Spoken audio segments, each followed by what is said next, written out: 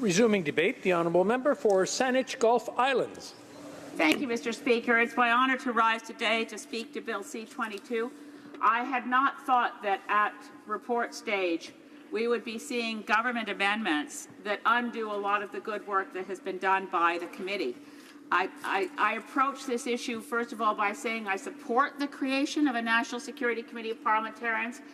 I learned a great deal about the intelligence business, the security business, and where Canada stands within our Five Eyes partner in the effort to fight Bill C51 in the last Parliament.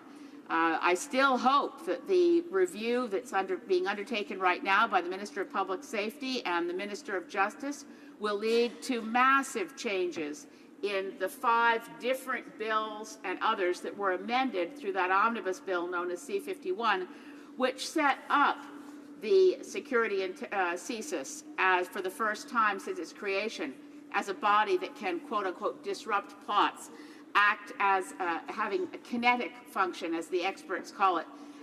There is nothing right now within our security agencies which ensures that there's any oversight, unlike our other Five Eyes partner, as the Honourable Government House Leader mentioned.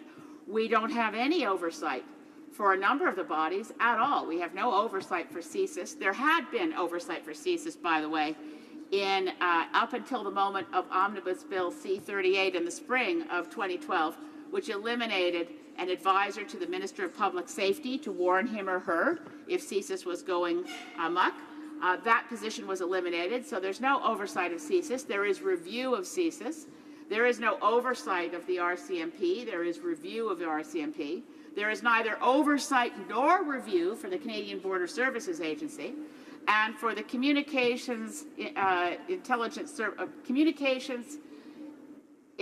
Service Canada is a very strange body that collects, downloads massive amounts of metadata. There's neither oversight or review.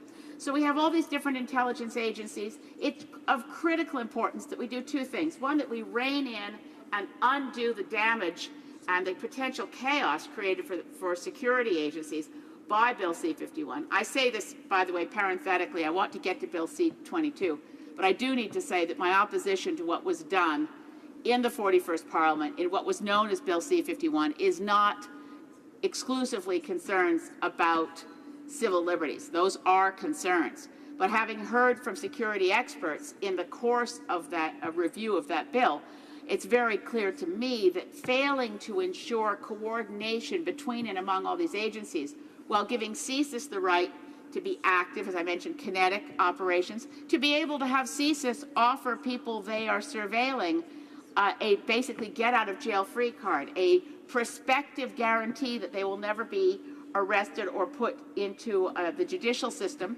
without any alert to the RCMP that this has happened. So one hand won't know what the other is doing, and frankly, the creation of the National Security Committee of Parliamentarians won't address that threat, although we are going to have to address this concern. It's been one that has been well known since the inquiry into the Air India disaster, where if there had been coordination enforced between the different security agencies, that disaster, the single largest terrorist act on Canadian soil ever, could have been avoided. And that was certainly the opinion of the Air India inquiry. But coming to Bill C22, I want to say I do support the creation of a committee of parliamentarians, but I'm baffled by the changes that have just taken place. I turn to one of the leading, if not the leading, Canadian expert in this, well, both Kent Roach and Craig Forsyth as professors of law, both of whom played a role in the Air India inquiry. They are the authoritative experts to whom I turn. Certainly Professor Craig Forsyth is baffled by the limitation on what parliamentarians will be allowed to know. I mentioned in my question earlier to the Government House Leader that these restrictions do not apply to people who serve on CSIRC, the CIRC Committee, Security Intelligence Review Committee, to which civilians, non-elected people are appointed. Just for purposes of pointing out that the appointment process can have gaps in terms of security, let us not forget that former Prime Minister Stephen Harper appointed the late, but at that time not the late, obviously, he was appointed chair of CIRC, the now late committed fraudster Arthur Porter. Arthur Porter did not have the restrictions that C22 would now put on parliamentarians who are elected, who take an oath, who have an understanding of their responsibilities. My amendment to the bill, to speak to it very clearly, is to delete Section 12, which is the section that limits the MP's access to parliamentary privilege. It's what Craig Forsyth has called the triple lock on what MPs are allowed to know, MPs and senators. Parliamentarians sitting on this committee have already sworn allegiance to Canada. They will go through security checks. The way the bill currently is written, it's not as though there is no check on their access to information or risk of their revealing information. The Canada Evidence Act would apply, Section 38, and even as these government amendments are rolling forward, Professor Forsyth has noted that it would be probably better to rely on courts and the Canada Evidence Act than on these restrictive, very restrictive moves in terms of what parliamentarians can know, and overly generous discretion on the point of what ministers can withhold, as well as getting rid of what was a very good amendment achieved in committee of giving the committee subpoena powers. I have to say, Mr. Speaker, that it is just simply baffling that the government has taken such a restrictive view on what parliamentarians can be allowed to know. I will just note that this was from an article by Professor Forsyth titled "Stronger Bill C22 Goes Back to the House." Now, this was before the government amendments came forward, but he noted that the C22 committee members will be surrendering parliamentary privilege and will be permanently bound by secrecy under the Security of Information Act, and therefore subject to criminal sanctions for violating secrecy rules. I think the government, with all due respect, has overreacted to very good amendments that were passed by the committee. And this is a larger point as well. We are often told in this place that we should rush legislation through second reading so that it can go to committee, where the committee will do the good work. And we now have a fair litany of times where the Liberal government, with its majority, has decided to ignore good work of committees. The first was, of course, the committee that dealt with medically assisted death. That advice was completely overlooked in the drafting of Bill C14. We have the committee work on the committee on which I serve, the Special Parliamentary Committee on Electoral Reform, and that's a very sad story because we need to get back to that, but very good work was done. And for the first time since 1867, when our British North America Act said Canada will use the voting system from Westminster until such time as its Parliament chooses its own voting system. For the first time, we had Parliament recommend a voting system and a way forward, and that was rejected. Now this committee's work, it has been, I think, rejected and hastily. There is a way forward here. There is an appropriate balance.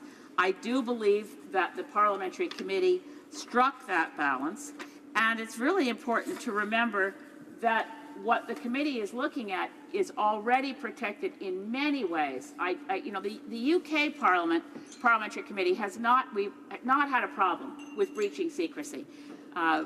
One of the experts who testified in Bill C51, Joe Fogarty from the UK MI5, testified that there just simply weren't problems.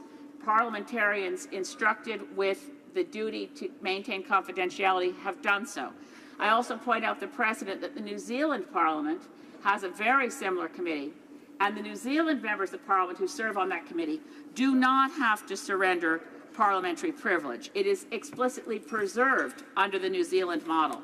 So it leaves one wondering, Mr. Speaker, why this government has chosen to undo the good work of committee, further undermining the proper role of legislative deliberation in committee, coming back to this place at report stage, doing serious damage to the work that was done by the committee, leaving, I fear, greater uncertainty as to how the committee will function, and still wondering, why is it that in taking measures to restrict the information that parliamentarians have, the independent expert national security review bodies, CERC and the CSE commissioner, are not given the same set of handcuffs. I don't think it makes sense. I urge the government to reconsider and accept my amendment. Questions and comments? The honourable member for Winnipeg North. Yes, thank you, Mr. Speaker. And I guess I appreciate the words that the leader of the Green Party has put on the record and understand her concerns. But one of the things that I would like to emphasize is that it is important. This is the first time, as the government House Leader has put on the record, Canada is now going to have this Parliamentary Oversight Committee. The other countries associated with the Five Eyes, USA, the UK, England, Australia, New Zealand, they already have a Parliamentary Oversight Committee. So this is a very strong, positive step forward. Within the legislation, there's accommodation for us to take a look at reviewing. Would she not agree that it's absolutely critical that as we move forward, it is important that we get it right? And there's always going to be room for improvement into the future. So even though there might be a sense of disappointment from some members of the House, there will be opportunities for us to be able to review it. Would you not agree that the legislation as it's being proposed through amendment is good legislation on its own right? The honourable member for Saanich Gulf Islands. Yes, I thank my honourable friend from the government benches. As I said at the outset of my speech, I believe the creation of a National Security Committee of Parliamentarians is a good step forward. I lament that what has been done today with government amendments at report stage, undoing good work at the committee, is both regrettable and unnecessary. Questions and comments? L'honorable député de... The honourable member for Sherbrooke. Thank you, Mr. Speaker, and I'd like to thank my colleague for her speech. And on the issue of the committee's work, I get the impression that, well, it's rare that we see such a step backwards for a bill when it comes back to the House after committee. And yet the committee is made up majoritarily of government members, and they studied the bill in good faith, I would imagine, at committee, which, of course, again, has a government majority. And we expect the committees, when they study bills, they improve bills through amendments. And that's what I believe the Public Safety Committee did. And yet, when it comes back here to the House, the government is taking out pretty much all of the changes that were made in committee. So does my honourable colleague think that committee work will always be so little considered by the government? And what message does that send to all the committees that are looking at all government bills and which will send those bills back to the House on other subjects? Député de Saanich Gulf Islands. The honourable member for Saanich Gulf Islands. It's a very bad signal. Merci à mon collègue de... I'd like to thank my colleague from Sherbrooke. I totally agree with him. It's another example. Another example is the issue of genetic discrimination, and we're going to be having a vote on that subject very soon. Very lamentable of changes. Two bills that have been reviewed by committee, and as he noted quite rightly, with the exception of the Parliamentary Committee on Electoral Reform, all the committees I've already referenced had a majority of Liberals present. The Liberal members on the committee that studied Bill C22 must be feeling as cut off at the knees as I was when the mandate letter to the Minister of Electoral Reform was changed. This place is a place of deliberation and preferably non-partisan collegial deliberation, and I'm afraid the amendments put forward today at report stage to C22 at the larger level of abstraction of how we function as a parliament will be damaged.